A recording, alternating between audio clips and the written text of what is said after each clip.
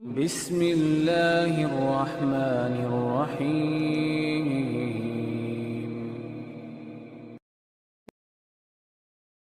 اللہ رب العزت فرماتے ہیں ان الذین قالوا ربنا اللہ ثم استقاموا فلا خوف علیہم ولا هم يحزنون اولئک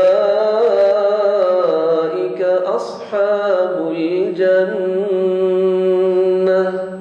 جو اللہ رب العزت کو اپنا رب مان لیتے ہیں، نہ دنیا میں ان کو خوف کی ضرورت ہے، نہ قیامت کو کوئی خوف اور غم ہوگا۔ سبب کیا ہے؟ دین پہ ثابت قدمی اختیار کر لینا، یہ تو کام ہی جنتیوں کا ہے۔ اولئک اصحاب الجنہ، یہ جنتی ہیں، ان کو غم اور خوف کیسا؟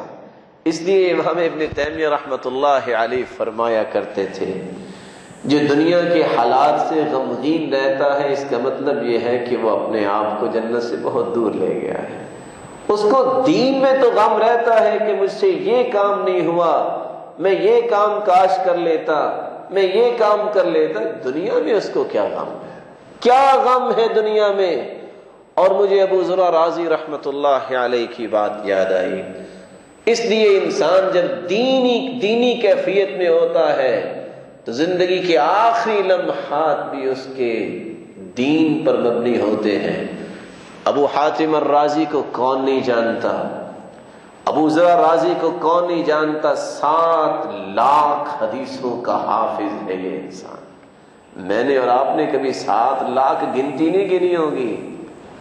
آخری وقت ابو ذرہ رازی رحمۃ اللہ علیہ کا، منذر ابن شاذان موجود ہیں، ابن وارہ موجود ہیں، ابو حاتم الرازی موجود ہیں۔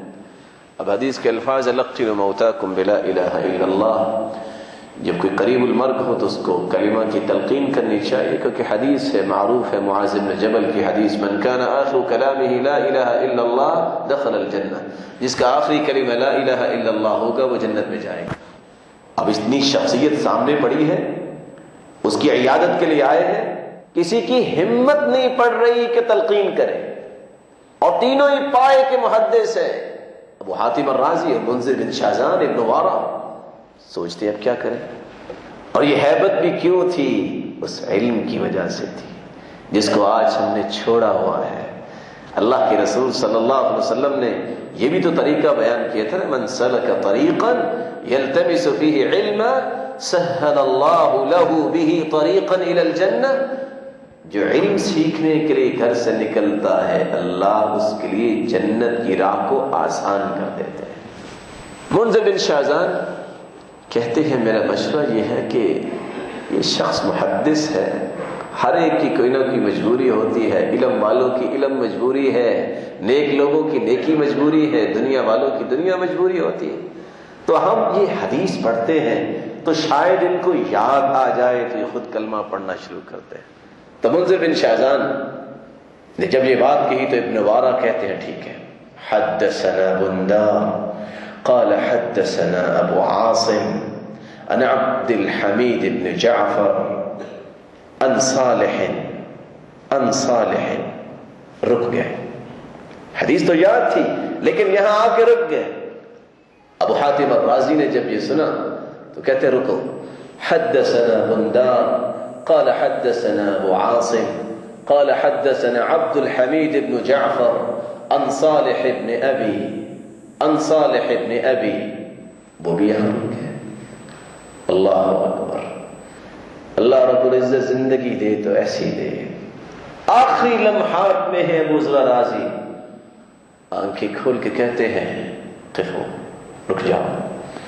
حدثنا بندار قال حدثنا ابو عاصم قال حدثنا عبد الحمید بن جعفر عن صالح بن ابی عریب عن کثیر بن مرہ عن معاذ بن جبل رضی اللہ عنہ قال قال رسول اللہ صلی اللہ علیہ وسلم من كان آخر كلامه لا الہ الا اللہ۔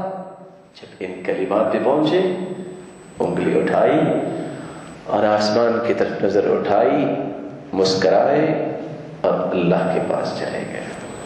دخل الجنہ کے لفظ نہیں بولے۔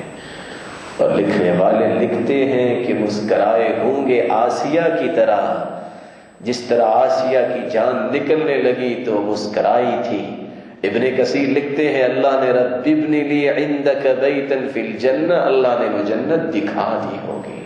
تو ابو ذر رازی رحمت اللہ علیہ کو بھی اللہ تعالیٰ نے وہ جنت دکھا دی ہوگی، وہ لفظ تو نہیں بولے، اللہ رب العزت نے ان کو عطا کر دی ہوگی۔ یہ چیز اس وقت تک پیدا نہیں ہوتی میرے بھائی جب تک دین پہ ثابت قدمی نہ ہو۔ استقامت آ جاتی ہے، انسان سیدھا ہو جاتا ہے، لیکن ہمیشہ اس پہ اختیار کرنا یہ بہت بڑی بات ہے۔ اور آپ نے رسول اللہ صلی اللہ علیہ وسلم کی وہ بات تو سنی ہوگی، ان من ورائکم زمان صبر، ایک وقت آنے والا ہے جو صبر کا زمانہ۔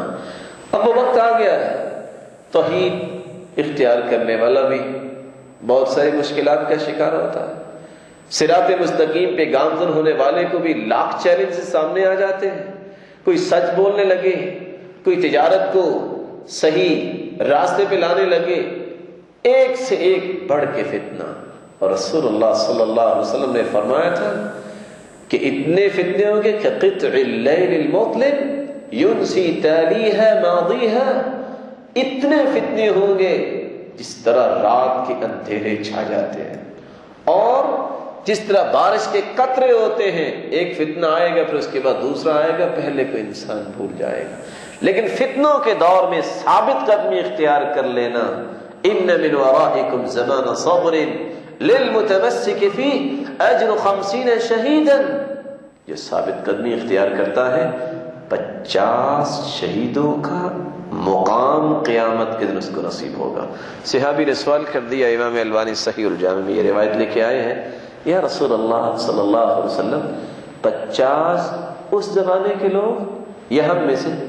قال 50 شہیدا منکم، 50 صحابہ اگر اللہ کے راستے میں اپنی جان کا نذرانہ پیش کر دیں تو جتنا مقام و مرتبہ نصیب ہوگا، فتنوں کے دور میں دین پہ ڈٹ جانے والے کو قیامت کو اتنا ہی مقام نصیب ہوگا۔